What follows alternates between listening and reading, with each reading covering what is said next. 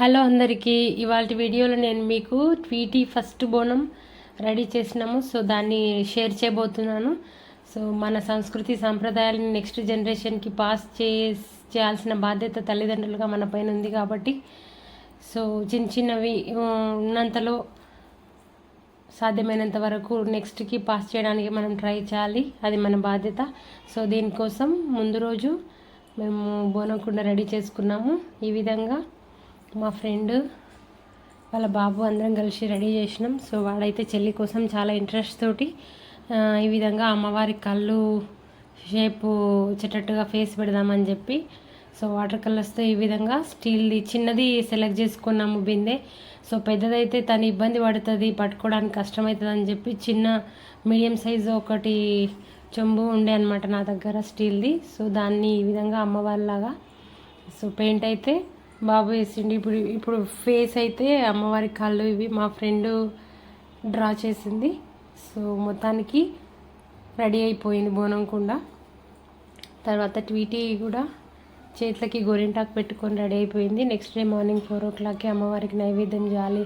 So first బోనం ట్వీటీకి కాబట్టి so అన్ని పద్ధతి ప్రకారం చేయాలని చెప్పేసి నైవేద్యం కోసం ఈ విధంగా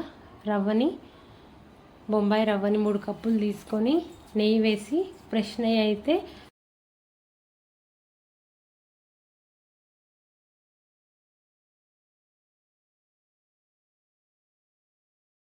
సో నెయ్యి కొద్దిగా ఎక్కువగానే వేయాలి. టేస్ట్ నెయ్యి ప్యూర్ నెయ్యి ఉంటే టేస్ట్ అద్భుతంగా ఉంటాయి.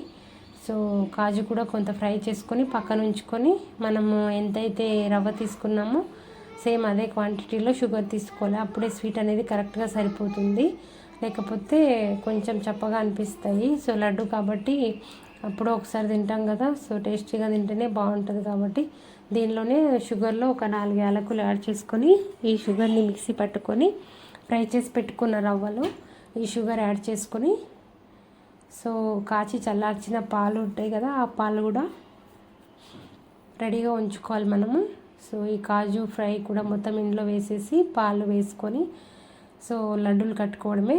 పాలు ఫస్టే మొత్తం వేయకుండా కొద్దిగా వేసుకుంటూ కలుపుకుంటూ లడ్డూలు కట్టుకుంటూ వెళ్ళాలి. సో మొత్తం పాలు ఒకేసారి వేసినట్టయితే మొత్తం బురద అయిపోతుంది. సో లైట్గా చూసుకొని వేసుకొని లడ్డూలన్నీ కట్టుకోవడమే. ఏదైనా స్వీట్ ఈజీగా చేయడానికి వస్తుంది కష్టం లేకుండా అంటే అది రవ్వ లడ్డు మాత్రమే అని నాకు అనిపిస్తుంది. సో టేస్ట్ అయితే చాలా బాగుంది.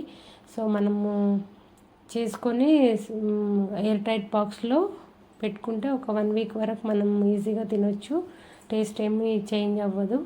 సో ఈ విధంగా లడ్డూలన్నిటినీ కూడా ప్రిపేర్ చేసుకున్నాను. సో టేస్ట్ అయితే ఈసారి చాలా అద్భుతంగా వచ్చినాయి. ఫాస్ట్గా చాలా తక్కువ టైంలో టేస్టీగా కుదిరినాయి.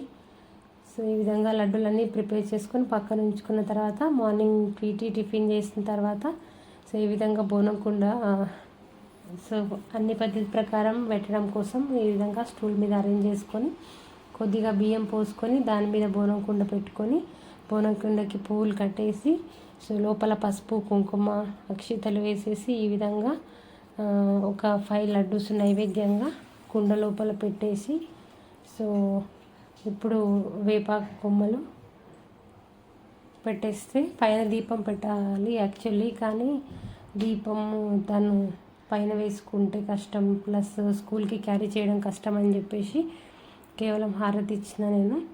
సో ఈ విధంగా రెడీ చేసుకున్న తర్వాత వేప కొమ్మలు సో ఇక్కడ వేప కొమ్మలు దొరకలేదు, ఏదో రకంగా వేప కొమ్మలు తెప్పించి సో ఈ విధంగా బోనం కుండ అయితే రెడీ అయిపోయింది.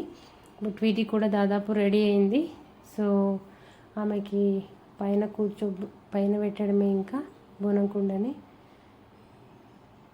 సో చిన్న బోనం కుండ, మొదటి బోనం కుండ వీటి లైఫ్లో. సో అందుకని చాలా జాగ్రత్తగా రెడీ చేసిన. సో ఈ విధంగా పద్ధతి ప్రకారం హారతి ఇచ్చి సో అమ్మవారికి బోనం సమర్పించాలని చెప్పి రెడీ చేసిన.